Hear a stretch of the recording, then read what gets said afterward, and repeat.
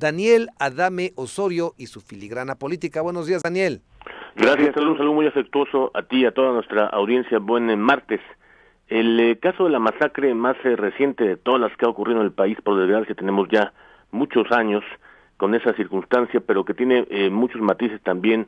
por desgracia, que no están abordándose. Es el caso más reciente en Michoacán, de esos 17 seres humanos que hasta hoy están, digamos, la evidencia, por cierto, de la insurrección ciudadana que han puesto en video,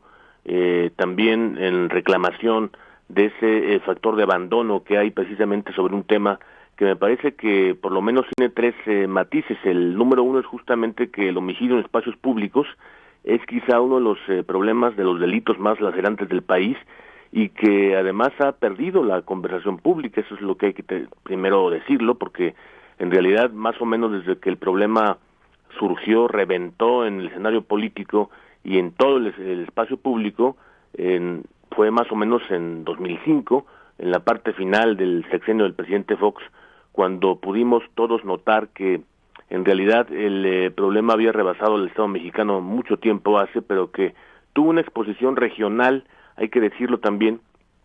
cuando vimos que la frontera chica de Tamaulipas y la tierra caliente de Michoacán, ¿quién lo diría? Allí explotaron esos dos problemas que motivaron, digamos, el segundo matiz, en el cual el problema estuvo concentrado por mucho tiempo en una estrategia desde el fin, por cierto, del presidente Fox, con lo cual no es nuevo ninguna estrategia que vino después, ni en la segunda parte de los sexenios del PAN, con el presidente Calderón, ni tampoco con la llamada estrategia de México en paz, que puso ese nombre y apellido el presidente Peña Nieto, digamos, porque fue simplemente la continuidad de lo que ya había hecho el presidente Fox en su tramo final, simplemente como una suerte de apagar el fuego de un problema que estaba allí entre nosotros. Es verdad que con una perspectiva mucho menor de corte regional, pero que simplemente el no atenderla desde la lógica del Estado y solamente darla a una perspectiva policial y militar, que es el segundo matiz que me parece necesario reconocerlo, porque en realidad cuando vimos que todo el sexenio, en realidad el presidente Calderón estuvo dedicada a esa lógica de enfrentar el problema a través de varios cuadrantes que él mismo llamó, sobre la lógica de poner, por ejemplo, ir en cada estado de la República Mexicana, tanto las Fuerzas Armadas, ir de municipio por municipio. Lo vimos cuando se puso en operación esta lógica de enfrentar el crimen tanto común como organizado,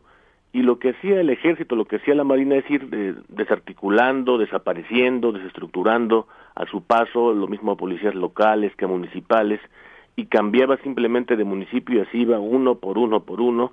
y lo cierto es que la respuesta que de inmediato se supone iba a provenir para que las nuevas policías iban a ser equipadas, iban a ser reestructuradas, que fue parte de la segunda mitad, por cierto, de la administración del presidente Calderón, cuando vimos que él le puso esa respuesta, por lo menos retórica, en donde iban a tener esa respuesta, no se generó, y entonces cada entidad del país, cada municipio se quedó justamente en los peores términos, no solamente porque no tuvo ya el acompañamiento de la federación, sino que lo que es peor, no tuvo ya la estructura necesaria de sus policías, de sus aparatos públicos para responder a ese gravísimo problema. Más o menos así nos fuimos hasta el año 2018, en que ese problema se expuso con esa misma estrategia. El problema se agravó, me parece, cuando llegamos al tercer matiz, que es justo la gestión del presidente López Obrador, que lo puso muy bien en la mesa el seminario de paz que convocó el Colegio de México, y que puso en la mesa un problema que hoy estamos reproduciendo y que lo estamos viviendo cada día de manera mucho más notable, en donde hay una suerte, dijo el Colegio de México, de asociación, en donde la campaña por entonces de Andrés Manuel López Obrador le puso el acento a tener una conversación directa, frontal, con aquellas personas que eran, digamos, las bases, llamemos así, las bases sociales de la delincuencia organizada, aquellos que fungían como halcones, que compraban las llantas, los autos, y que tenían ese rol, y que después ahora lo que vemos es que la parte más sustantiva del crimen organizado se ha puesto digamos, una suerte como de asociación, como dice el Colegio de México, sin que exista, digamos, ninguna frontera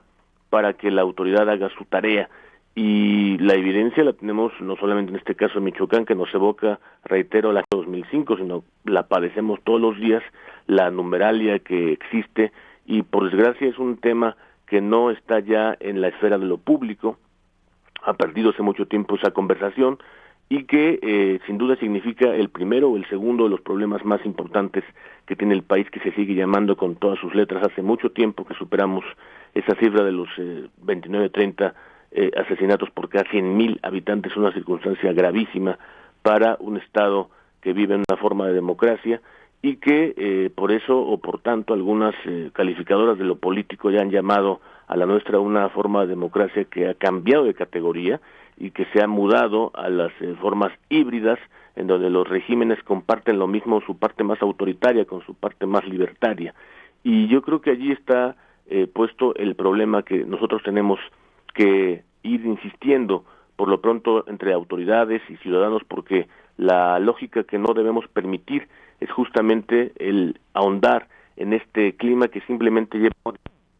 a una implosión de la sociedad, y lo que queremos es resolver el espacio público, ya no con homicidios, sino que le pertenezca a todos los ciudadanos, Teodoro.